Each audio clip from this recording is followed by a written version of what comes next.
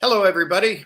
My name is Brett with Top Hat Creative Marketing, and today I have Lisa Haas with Lisa Haas Consulting with me. She's been in marketing for 25 plus years, and great to have you here today. Thank you for joining. Thank you for having me again, Brett. It's always lovely to be on this program.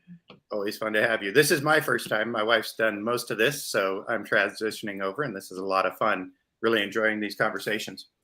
So today, Lisa's talking about AI, machine learning, how machines are talking to machines, how we can be part of that, how we can use that to our advantage, how we can get out of their way, all kinds of good stuff. So that's about my sum total knowledge right here. I'm going to shift it over to Lisa. All right. Thank you so much for that intro, Brett.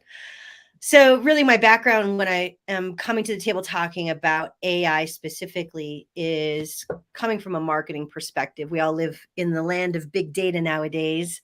How can we use that data to leverage the growth of our business, optimize it so that we can achieve strategies and objectives, and really use data to inform decision making? You know, back in the 1900s, when I started marketing in the world, we didn't have a lot of data. I was in the newspaper. A full color ad worked better than a black and white ad. And that was about as good as I could get in terms of data without hiring a big firm. The land has changed significantly in 25 years, where now we can really use a lot of data information to inform decisions and really determine next steps in our marketing world. Today, I wanted to share a little bit about some new technologies. Well, it's not new completely, but it's relatively new in the social media world. We're talking marketing here and how to get our brands out in front of people and drive business. So I'd love to share a story. I was part of a marketing group a few years ago, networking, which is a way to market yourself, and was sitting in on a seminar where an individual was presenting the idea of the new AI platforms, artificial intelligence. And really that the future of the world of marketing would be machines talking to machines versus campaign managers working to target markets. And so that just really intrigued me. First of all, is my position obsolete as a marketing strategist? If machines are going to really be a part of our world, how can we integrate them with my own personal job so that I have one later on, and how can I leverage that technology, right, to really move my clients and my own business forward. So it was just a really interesting seminar that piqued my interest. Brett, have you had some relationship with AI or any type of that world yet in your world? I have, and it's been really interesting and a little humbling, because I am not the best writer, but you use something like Jarvis. I think now it's Jasper, and it takes a few of your ideas and expounds on them and gives you this thing that you weren't thinking, but you read it and you're like, I love that. I want to use that. Well, I can use that because it just came up with it for me, and it's not plagiarized. It's not from something else, somewhere else, someone else's idea. Well, it really is, but it comes in such levels that you can really up your game. And I really like that. And so I think some people are going to have a hard time embracing this, while others are really going to grab onto it and go, wow, this is awesome. So it's going to be interesting to see how it plays out. It truly is. I think it's two sides of the same coin, right? There's one side of the coin of, as a writer, as a scientist, as a marketer, there's an element of my ego in there thinking, okay, I've got this mastered. And then when you add in machine learning and artificial intelligence, and you add in like predictive analytics and knowledge around keywords and feeding in the algorithms, various components of search engine and social networks are changing rapidly. I, as a human, actually can't keep up with all of the changes that are happening. So using some technology to help bolster and boost what I do to help productivity for my clients is helpful. And then at the same time, it's like, okay, well, no, this is a machine that's talking here. So, where do those limitations happen? Right. So, I wanted to share today that one of the techniques that I'm using a lot with my clients is a tool inside of Facebook, which is using AI to create smart advertising. Now, what's interesting about this platform is, first of all, we all know Facebook is sort of on the front edge now that they've called themselves Meta, that they're really trying to move into machine learning, virtual reality, right? They're making a shift as a business. In the ad advertising platform. Now, Facebook's notoriously good at changing things and not letting people know, and they roll things up in the half to the audience and half to not. So if you find this technology to be interesting, you don't have it yet, be patient, it's coming. What they've done is they've rolled out what's called automated advertising. So before I would go in, I would run a Facebook ad and go, you know what, I'm selling widgets. I understand the 5 or 6 or 10 keywords around widgets that people search for. I'll find a really pretty picture. I'll develop a targeted audience that's around the persona of the individual who we know is a buyer. And I would program all of that information into Facebook and then run a boosted post or an ad or, whatever it is I was trying to do for a short period of time. We have found that those short, quick burst boosts just aren't reaching the audience the same way anymore.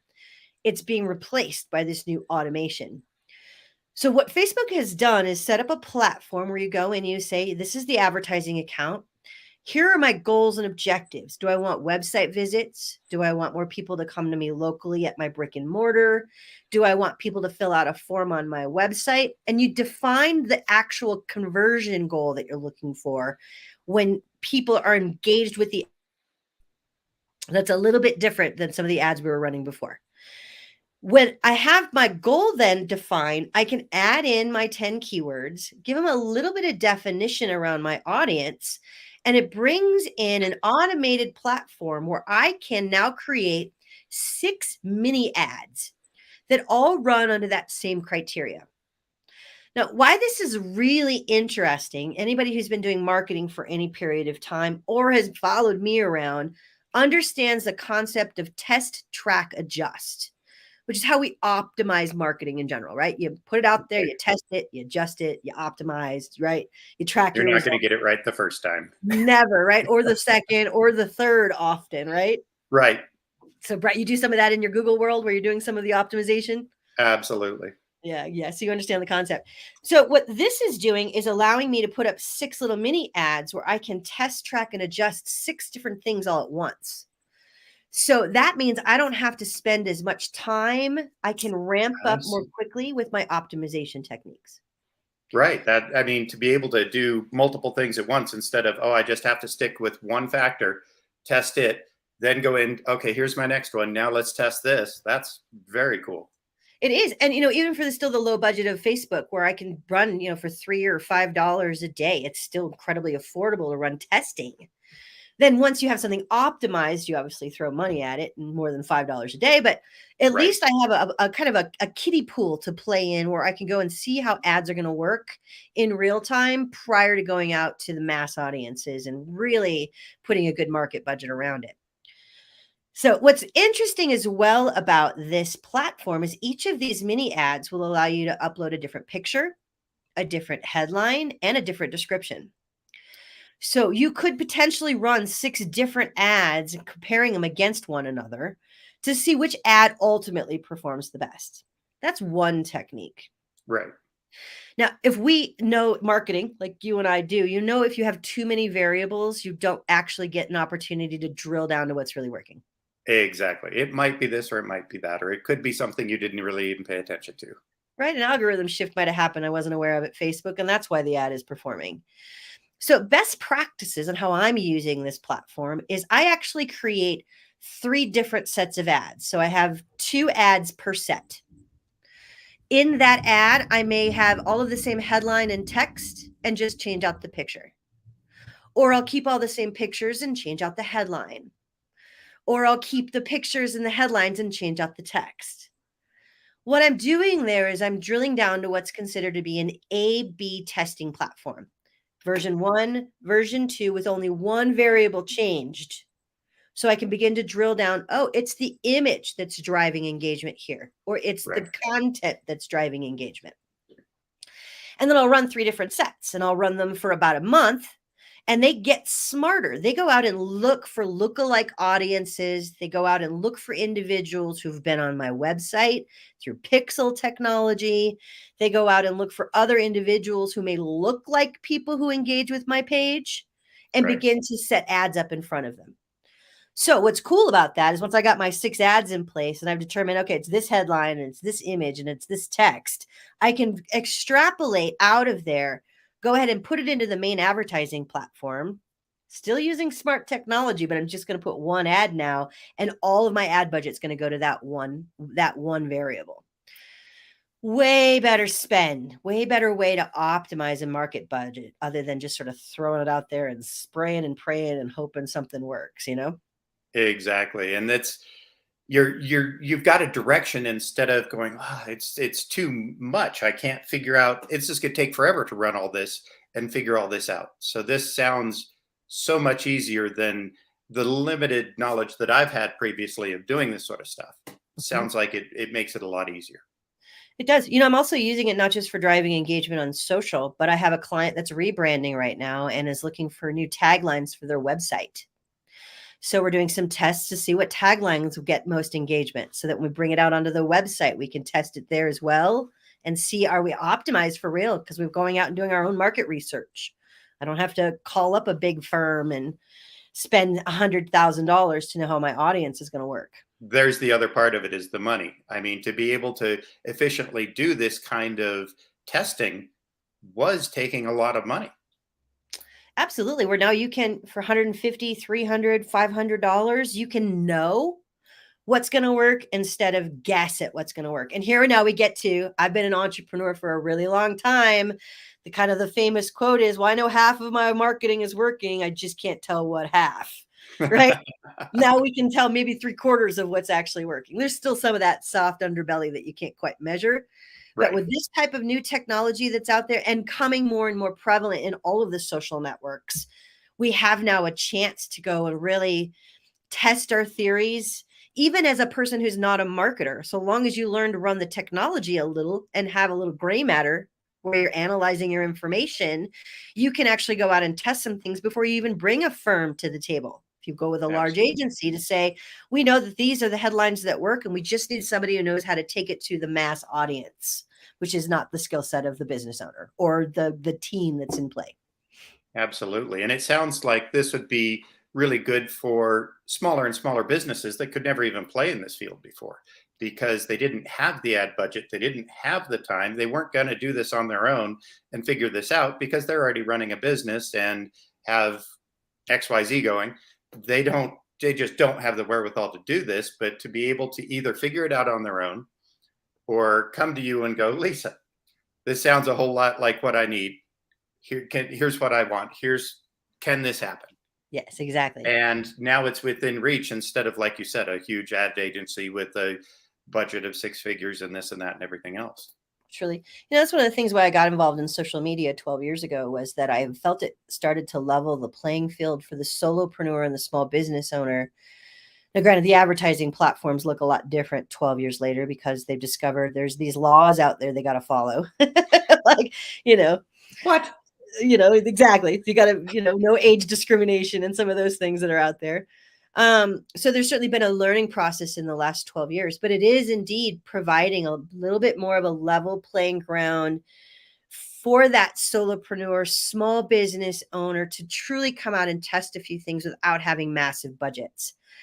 I taught a class yesterday, and budgeting around marketing is sort of this mysterious thing people don't do. They look at marketing as this other thing in their business, not as a core function. And so they don't stop and budget around it accurately. These types of tools will then allow marketers like me to go and say, look at an optimized result. Here's your return on investment. Now let's get you up to that 8% that you should be budgeting in your marketing world versus that sub 1%, where many of them live at this point. Right. But they'll That have the is confidence, right? They'll have the confidence in the money that they're going to spend and the return they're going to get. So it's a lot easier to convince somebody to invest.